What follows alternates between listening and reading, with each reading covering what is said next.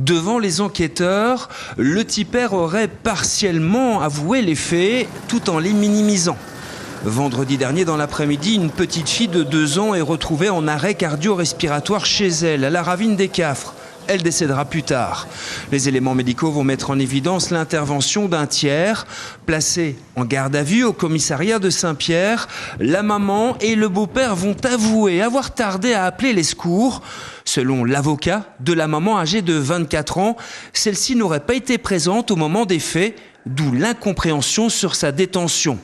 Cet enfant est décédé d'un acte positif.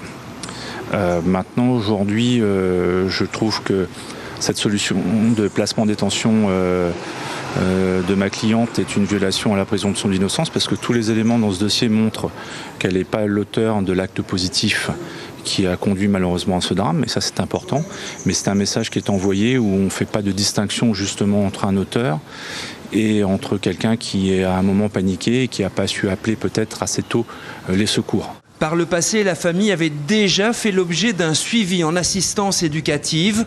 Une enquête pour des faits de violence sur la petite fille avait été classée sans suite en décembre dernier, faute de preuves. Pour la maman et le tipeur, le parquet retient comme chef d'accusation violence ayant entraîné la mort sans intention de la donner, privation de soins ou d'aliments, ainsi que non-assistance à personne en danger. En attendant la poursuite de l'instruction, les 2 prévenus ont été placés en détention provisoire à Domingeau.